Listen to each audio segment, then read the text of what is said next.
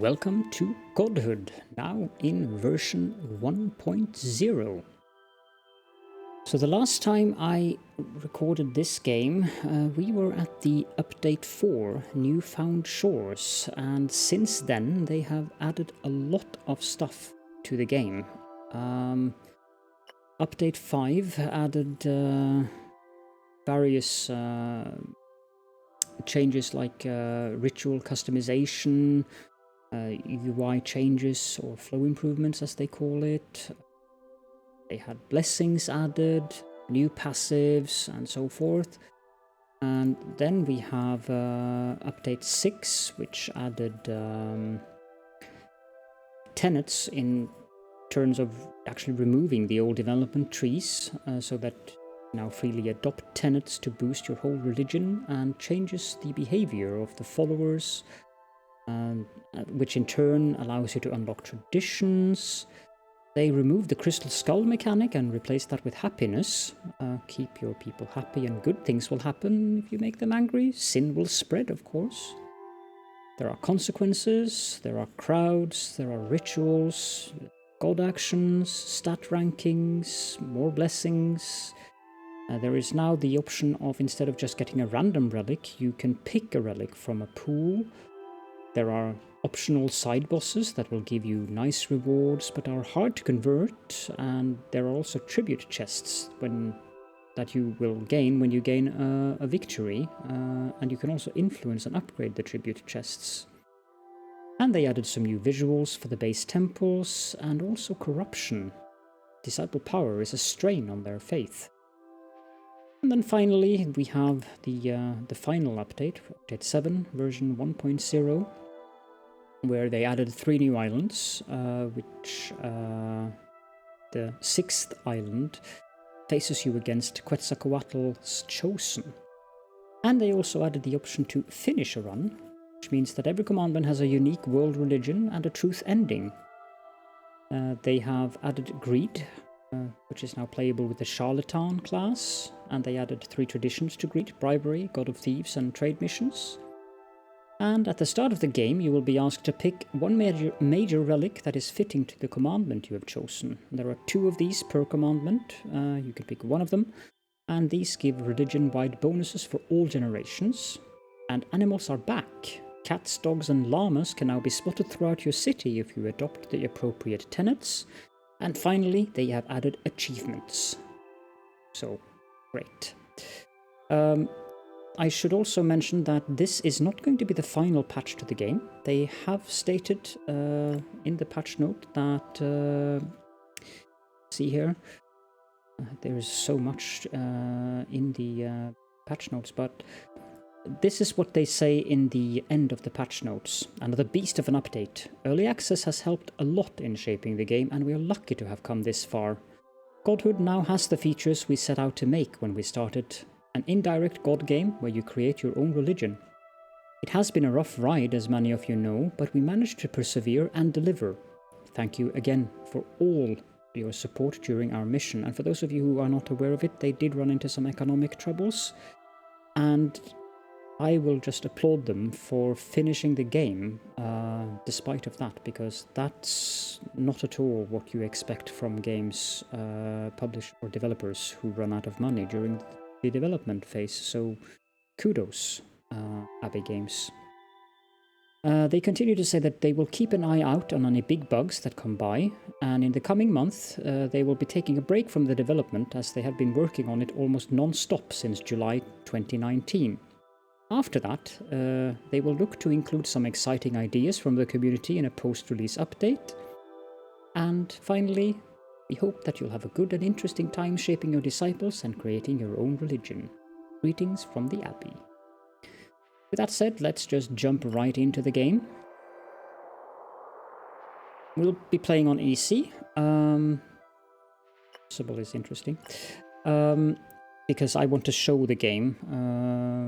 And I don't plan on this being a long series, but I still want to show the game, so EC is fine for that. Enemies are weaker, but we gain a lot more resources. We gain 6 happiness for each converted island, giving more time. And miraculously, our disciples will live for 100 years longer, which will give us more time to find good replacements, and also the disciples will develop a lot faster and have more faith. We will be playing with the intro, because I want to show the game from the tutorial perspective as well. Let's create our god. Okay, that's an interesting god. First of all, this will be a god who is awake at dusk.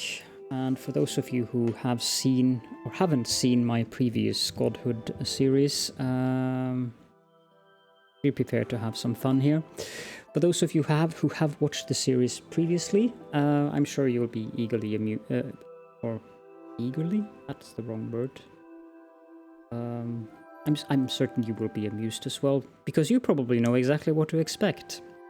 So the god's name will be the Kraken of Love. Our religion will be called the Way of the Tentacle, and our worshippers will of course be the Sky People. And we need to customize the god, and they have added a lot of customization options to the game now. It is much easier to... Wait a second, there are... I think I saw some tentacles or something there. No, that was just tails. So you can add wings to your god. I'm not sure that fits this specific type of god, although the tail is nice.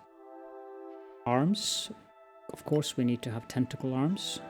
But I was curious about... Well then. This one also is kind of interesting.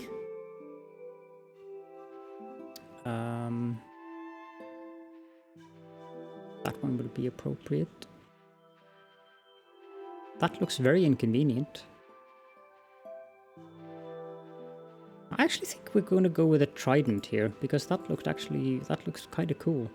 Let's remove the hat, because we need to have an appropriate head. That one, of course. And the eyes should be the serene eye of the Kraken of Love. This body is fine, actually. There is a body that is more appropriate-ish, which is this one, but it looks a bit monotonous in comparison to this one. So we'll go with that one. Kind of a mermaid body. Do we want to have a hat? The fish hat is interesting. Let's go with that. We need to be pink, for obvious reasons here. We don't have any hair, so that's irrelevant. We'll have a nice touch of blue here. And I miss... Ah, there we go. This is too yellow, so this looks quite orange. Not sure about that color, to be honest. Let's see here. That might be going a bit over the top.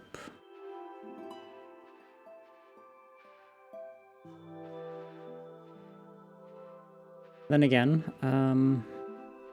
the other colors aren't really that good options either.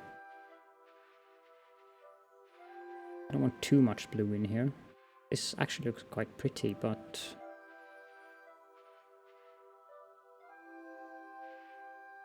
Now we'll go with the pink. So the Sky People believe that the Kraken of Love is the god that brings us the truth. That truth carries the name, the Way of the Tentacle. Let it be known.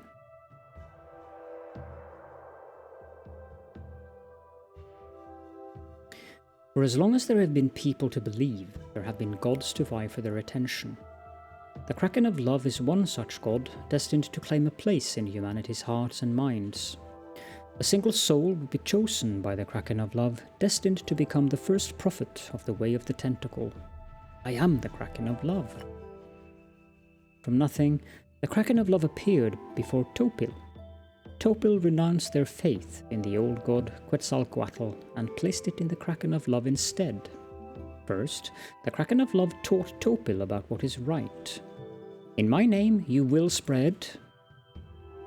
And for returning viewers, they have now added all of the commandments. I will be going through them one by one. First of all, you have war. Might makes right. Your followers will prove their faith in you through blood and victory.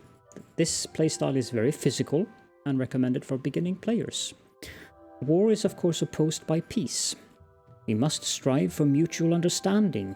Your holy site becomes a beacon of reason and debate. Their style is only morale, and it's also recommended for beginning players. So these two are the beginning player recommendations. Then we have pleasure. Indulge in worldly pleasures.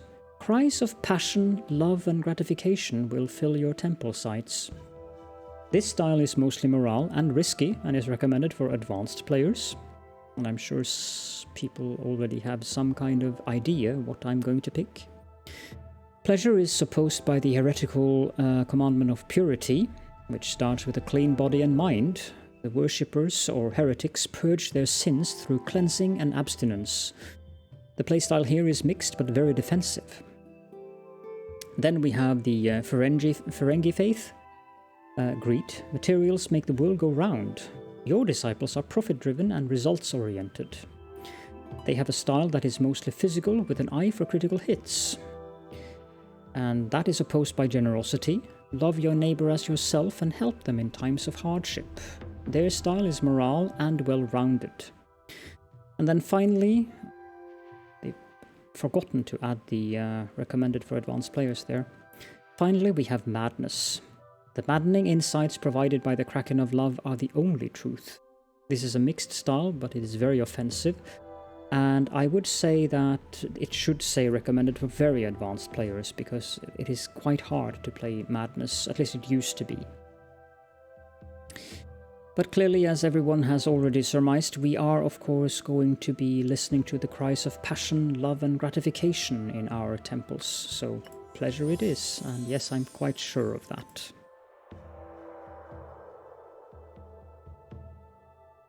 The elders who worshipped the ancestors thought this idea to be dangerous.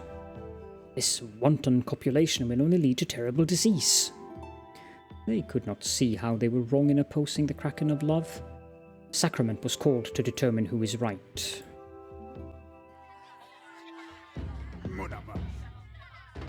Indeed. So this is the automated combat system of the game. We'll get back to that later on. This battle we are doomed to lose.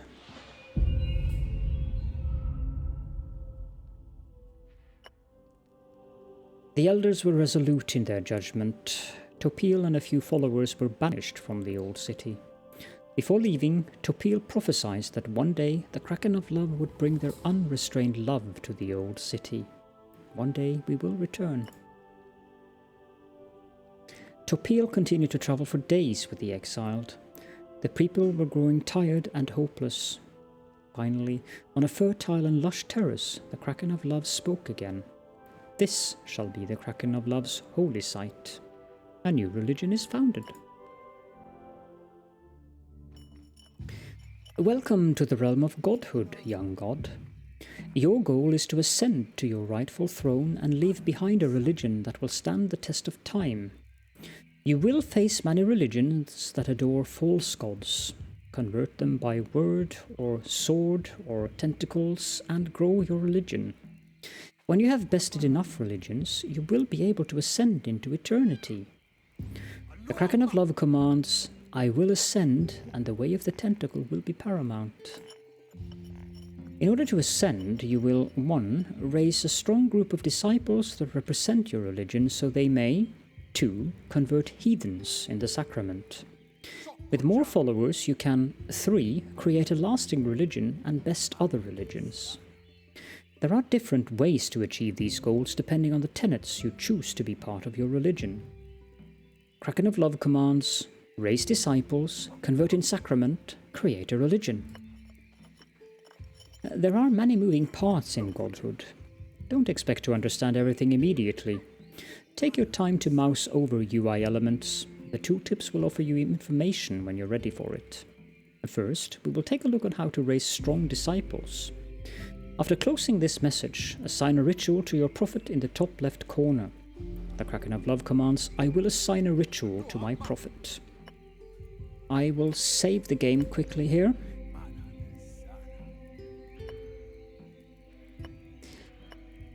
And then we will customize our disciple, who is a lust priest, of course. We want it to be feminine.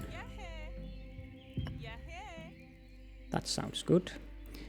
Want a more rounded eye shape and some more friendly eyes. Those. I guess we can go with those. Eyebrows, let's go with this lightning style eyebrows. And for mouth style, no, not a tooth, but a little bit of lipstick would always be nice. Hairstyle, let's go with some impressively long hair like that. No facial hair, that wouldn't do good. And of course we need a name, so this will be Kelsey. Kelsey will be the prime disciple of our Kraken of Love. We also want to have some feathers on Kelsey's head. Skin color, I think this one looks rather okay, and we want some lighter hair, so that one. Clothing color, it's important that we follow the, could do that, but we'll go with the nice blue here. The secondary color doesn't really do anything because we don't have anything on her that would make that, but we'll go with the orange just in case. So, confirm. So now we have Kelsey, the lust priest, the prime disciple. Kelsey can do a sensual touch, she can seduce, and she can do righteous flirt. But we'll go into the details of the stats and so forth later on. Now let's do what the game told us to do and go into rituals. You're about to set a ritual for a disciple. Remember how raising a strong group of disciples is important to convert heathens in sacrament. The ritual is the most important way to improve your disciples. Every turn, a disciple will make a bit of progress in finishing their ritual. Once the ritual is finished, the disciple will develop a stat. The Kraken of Love commands, what are these stats? An important part of the development of a disciple is their stats. Every stat has a different effect. And you might remember I said that some of these the commandments were physical, whereas the other ones were moral. And here you can see that. So you have 6 stats on each disciple. Might is for physical offense, health is for physical defense, cunning is for sacrament initiative, and physical crit and evasion. So those are the top 3 stats. And now charisma, on the other hand, is for moral offense, and devotion is for moral defense, and knowledge is for smart targeting and moral crit and evasion. Important stats are different for every class. You can hover over a stat for more information. Now, as you see in the little picture here, there are some stars here. Those 2 stats are the stats that are important for the disciple in question, so they've used a cook as an example here. So a cook would be better the higher charisma and knowledge that a disciple has. The Kraken of Love commands, stats represent my disciple's capabilities. Stats also have ranks, ranging from rank F to rank S. When you raise a stat enough, the stat will rank up. This will give that disciple a big power boost. For example, raising health from 9 to 10 will raise rank from E to D, which will double your physical armor bonus. However, with power comes corruption. Higher ranks will lower faith, so try to make use of ranks to efficiently grow your disciples. Kraken of Love commands, I will consider stat ranks when shaping a disciple. Now, Kelsey can dance, which will improve her cunning, which is one of her primary stats. She can work out, which would improve her might, which is not really something that we are very concerned with, even though her might stat is pretty good. She can do some kissing, which will improve her charisma stat. Or we can do some courting, which would improve her health stat. We will go do some kissing here, because the charisma stat improves the morale offensive capabilities, and the lust priest does tend to go in that direction. Excellent! Now all you need is time to pass. To pass a turn, all you need to do is bless one of the disciples that is open for a blessing. 1 or 2 random disciples will have their hearts open per turn. Blessings have a minor effect, like boosting ritual progress a bit. Bless a disciple with the button next to the ritual and make time pass. The Kraken of Love commands, time will pass by my hand. So we do this, and we can either bless the ritual, or we can bless dreams, which will give them 1 dream point. I'm not sure what that is currently, so we'll just go with a bless ritual, which gives plus 11% to the progress of Kelsey's ritual of kissing. And that passed time. You now know how to raise your disciples. The next step is winning sacraments and gathering followers. To convert others, you'll send out your disciples to do missions. Every mission has 1 or more sacraments. These are the moments at which the people of Godhood are converted. Kraken of Love commands, how do I go in a mission? You're automatically asked by the disciples to pick a destined mission. At the start you won't have much choice, but as you progress your options increase. Once you've picked a mission, you will have time to prepare for the coming challenges in your holy city. The Kraken of Love commands, prepare for missions in your holy city. Words of your new religion spread quickly. Aircattle and young Anki have heard of your great name. They too want to spread the word of the way of the Tentacle. The Kraken of Love commands, I will inspire their rituals and bless their actions. So we can choose the destined mission. Eventually we will have to go to the old city. We only have 15 turns left for that, or whatever the timer of 15 is. But for now we can only choose this, the Southern Jungle, which has 3 inexperienced godless disciples, so we'll set that as our destined mission. And I need to pause the recording quickly, so I will be right back. There we go, I just need to change the screen. There we are. Right. In the Manage City menu, you can spend materials and offerings to upgrade your holy city. Buildings and upgrades help you gain more power from rituals, extra god actions that help you deal with problems, and ways to get more resources. What you choose to spend your resources on is important. Pick wisely. The Kraken of Love commands, I will spend my materials and offerings. Now we don't have any of that to spend at the moment, but that is basically clicking on the city center. In the little pause there, I customized our acolytes, which of course is a Catherine of Sky, with a lovely orange outfit.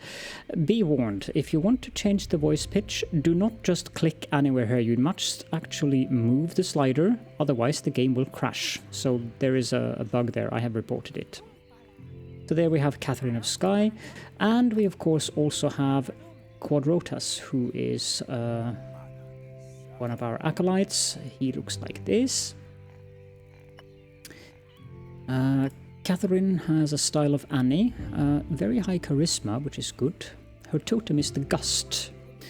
Quadrotas has good cunning but low charisma, and he has the totem of the Leaf.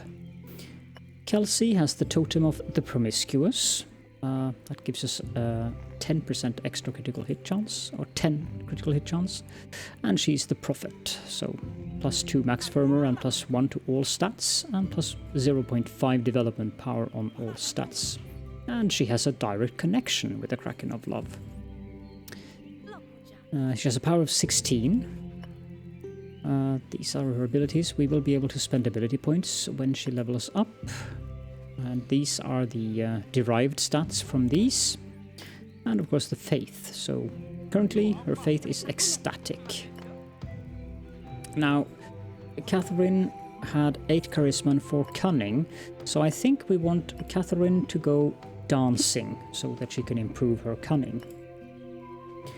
And Quadrotas has high cunning and low charisma.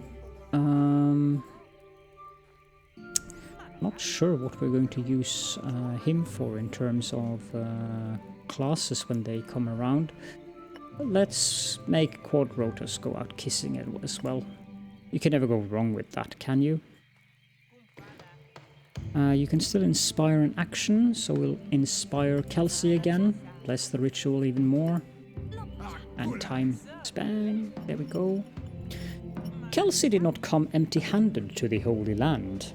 With her, she brought a magnificent relic that holds the true power of the Kraken of Love. What would this relic be? the Kraken of Love commands, I will pick my major relic. We can either pick the Anklet of Joy, which gives a global bonus that all abilities gain +1 evasion scaling, and unlocks the Beastwalker class and the Songsmith class. Or we could pick the Holy Rose, which gives a global bonus to charisma abilities, have a 33% chance to infatuate the target for 2 rounds, which is very good. This unlocks the Weaver class and the Chieftain class. Now, I think that having the Songsmith class would be very, very nice. But this one is better, and the Weaver class is also very good, so I think we'll go with the Holy Rose.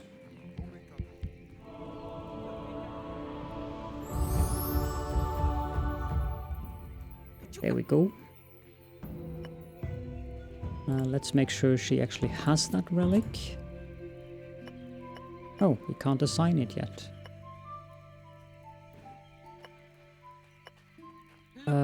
There was one place I could view the classes, but I don't remember where it was. Was it here?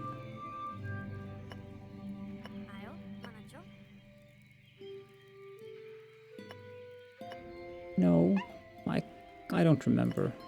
But it isn't that important right now. We'll get to it anyways. So we could bless Catherine, bless her ritual. It is time for the Destined Mission.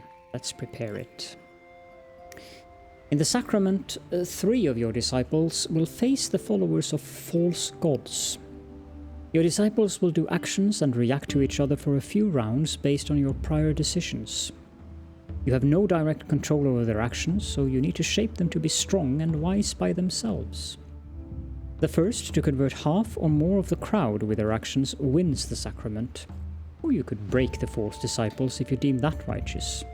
If there is no victor after 4 rounds, the one with the most converts wins. Now we can learn about elements. Let's do that. Besides the power, faith and teamwork of your disciples, an important part of a sacrament is the elemental wheel. Each element has an advantage over another, and all wisdom goes, the dark void swallows nature, but nature defies the rules of the divine. Yet the divine judged the ancestral, and ancestral grip ends life, while the creativity of life fills the dark void. Elements with an advantage have plus 50% power. Use them wisely. Now we can also learn about morale and physical. The 2 main approaches to sacraments are physical and morale. Morale converts the crowd more easily, but deals less HP damage. Physical deals more HP damage, but convinces less crowd. Because of this, morale is more suited for conversion, and physical for a domination victory. In addition, when a disciple becomes broken, that team loses 30% of their converts. Spread my name. So, one of the things here is we can show the advanced disciple info to see what cards they have. These will target one another in a direct line if possible. So we'll put Kelsey up here.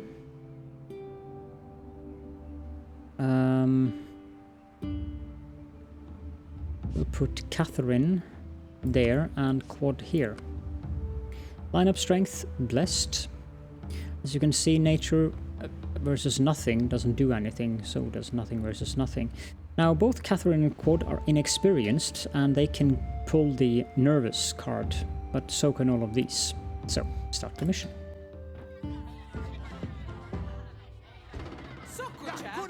Aren't you happy to see me? Kelsey does a sensual touch and breaks them immediately. Quad condemns, and Catherine is nervous. Quad evaded that. Heretic! Catherine didn't like that, nor did our crowd. But Kelsey is jumping in and flirting a bit here, while Quad is continuing his attacks.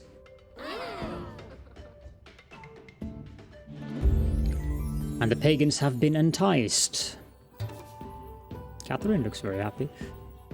Now Catherine can have a class now. So let's unlock a class. Your disciple has enough experience to select a class. When choosing a disciple's class, take in account your whole roster. Every class has its own element, abilities, and passives that make it unique. You want your disciples to work well together. Take your time to find out more about the classes and get familiar with their strengths and weaknesses. Tell me more about teamwork. To perform well, your disciple must work together. Some classes learn passives that go well with others once they've gathered enough experience points. More ways to create a strong roster are covering enough elemental weaknesses, having disciples that go for the same victory type, having disciples that use the same stats, making it easier to train them, have a defensive disciple, like a druid or guardian, to protect your more frail disciples. There are a large amount of viable disciple rosters. The calling I give matters most. Understood. When selecting a class for your disciple, also take the talent in account. Not all disciples have equal talents. Someone with a great talent for charisma might make a better zealot than a beast walker. Balance team and individual talent to create a legendary roster. The Kraken of Love commands, I will now pick a class. So, Catherine would be very good as a weaver. She would also be good as a lust priest, because charisma and cunning, and knowledge and charisma. So she would be better as a weaver rather than a lust priest. And she would also be decent as a chieftain, charisma and might. But I think we'll make Catherine a weaver. You can unlock classes, but that costs... I don't remember what this is, but yeah. So let's make her a weaver. Confirm class. Now, to go through the weaver. The weaver spreads your will through dreams and visions. They focus on manipulating the enemy, manipulating of the enemy mind. Okay. The Kraken of Love will bless or haunt you through the truth of dreams. The abilities you get are Mind Stare, which is an overpower ability. You can condemn them, or they can have nightmares. So, confirm the class. Here you can unlock classes for your acolytes to take. Your starting relic provides 2 classes for free. If you haven't picked one yet, it is better to do that first. Your first class unlock will be free, but from there on it is an increasing cost. Classes allow for new combinations and playstyles. Try to focus on 4 or 5 classes. Unlock too many and you risk having difficulty learning their abilities and creating synergies. Understood. Return. We got 57 new sky people. We got 3 tribute chests. That is 90 of the relics and 90... I think that's materials. And we got a special reward, I'm not sure what that is. And a trial reward gives us 1 disciple slot. And currently we are down here. Whereas Truth is 33,000 followers. So we have to get a lot of followers before we can get up here. First of all, let's choose the Destined Mission. This is a side boss. Only a few of your disciples are more equipped or more developed than they are. But we have an advantage versus them.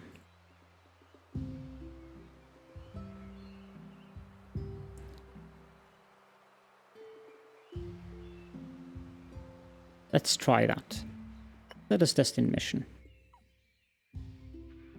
Catherine of Sky can perform a miracle. That will level her up, but she will be unavailable for 1 mission, which is a bad time for that now. But we have space for another disciple, so let's summon initiates. Coco and Aaron. Coco follows the stick. Good in might. And Aaron follows the gust and is good at charismatic things, so we'll pick Aaron because of the charisma. Because, yeah, this isn't ideal.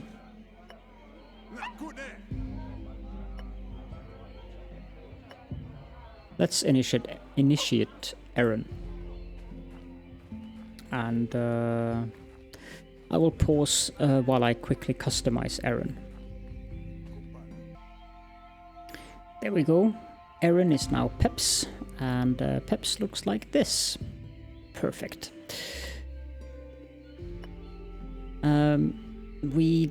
It isn't really a big problem when we have Peps to come to that mission with us, but I would like Catherine to go since this is a more difficult side boss mission. So we'll postpone that ritual until, or the miracle, until we have done that side quest. Inspect your... Because it would be nice to actually get this relic on someone. We should construct some buildings. Night Shrine, that gives us the ability to connect to the Kraken of Love through dreams. And Gardens, which unlocks the Blessing of Recovery, which is basically healing. None of these buildings are of interest to me. So let's bless Kelsey.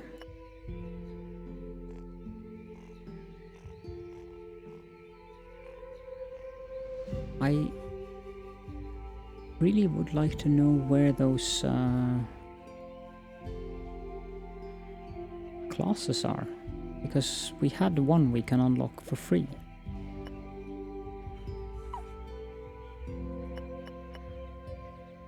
I guess we'll get to that when we get to the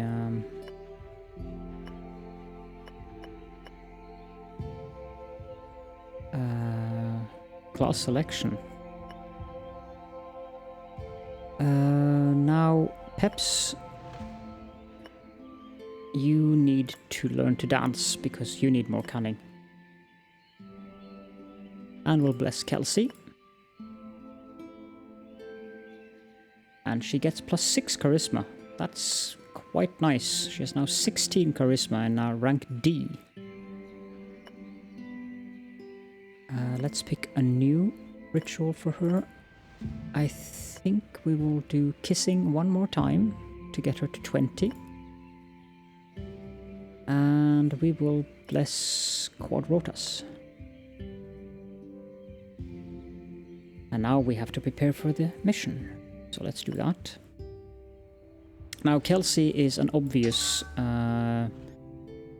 versus opponent to this divine disciple. Catherine, I think I'll place you up there. And it doesn't really matter which one of these we pick, except for the fact that if we pick Quad, we will be able to choose a class. So let's pick Quad down here. And your team is strong in this setup, which improves our odds. So start the mission.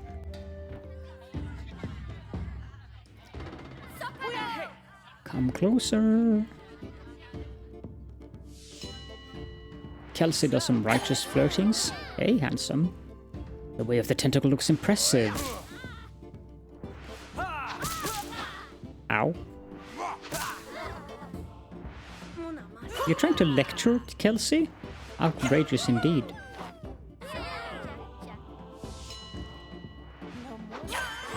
More flirting, this is good. Poor Quad is being handed. No, Kelsey defied that. Doom. Ah, we're happily converting people. And we won. Side boss has been enticed. Quad now unlocked his class.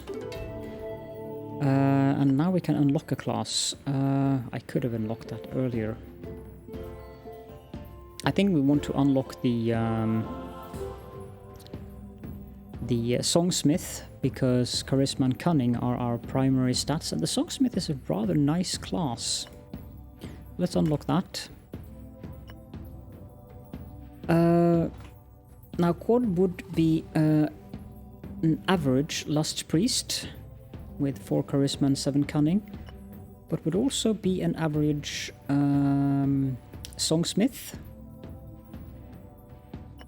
and a weak chieftain and a weak weaver. Let's make Quad a Songsmith. So the Songsmith channels your power through music. Their songs often affect multiple targets. They're also good in keeping morale high and inspiring other disciples to greatness. Rejoice, our God is truly alive in this melody. So they get the Loud Hymn, which is the overpower ability, does morale damage. Classic Song, which is a reason ability, also a morale ability. And Performance, which is a life morale ability that raises your team's cunning. Confirm class.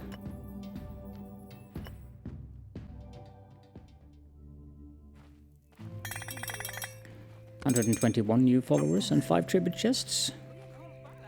So we're getting there, and I got an achievement. Challenger. Continue. Let's choose a Destined Mission, which will then be this one, the Frontland of the Ancestors.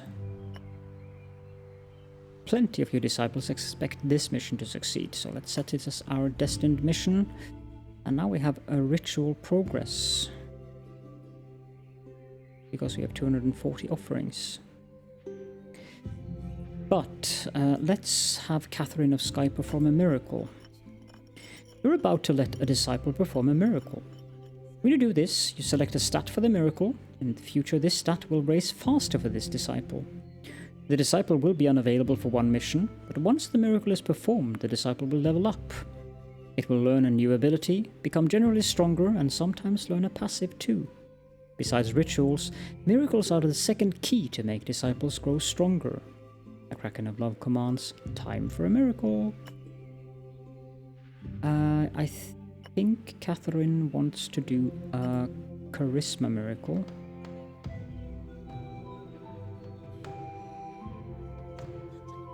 Yeah, let's do a charisma miracle.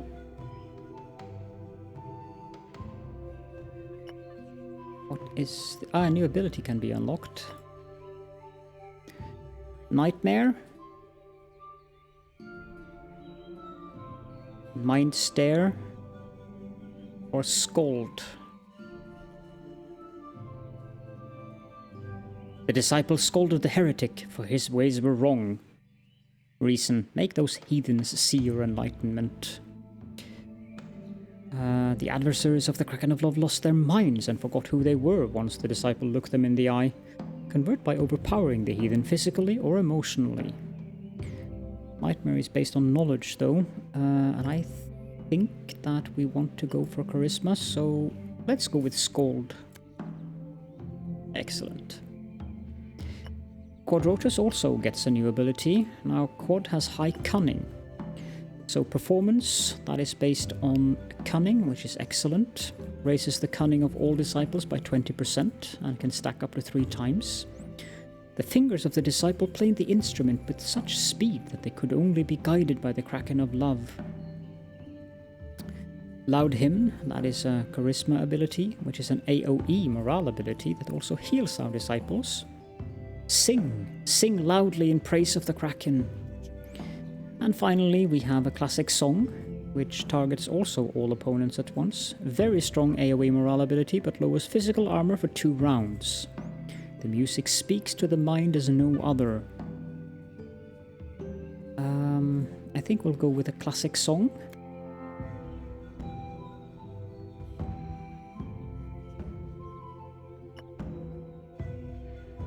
And can inspect and adopt religious tenets and traditions.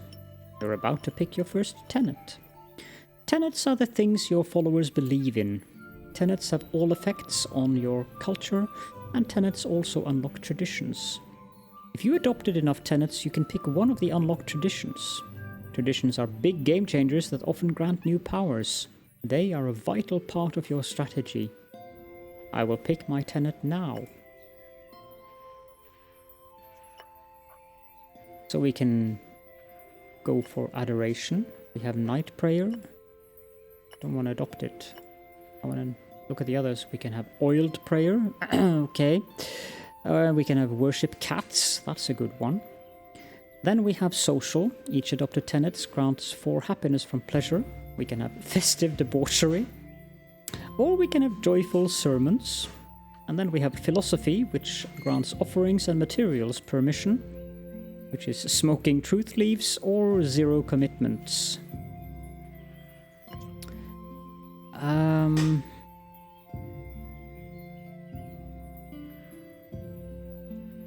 Yeah. Let's go with an oiled prayer, shall we? Oh, yes. God can only see you when your naked body shines brightly. Okay. Quadrotus professes the merits of oiled prayer to the sky people.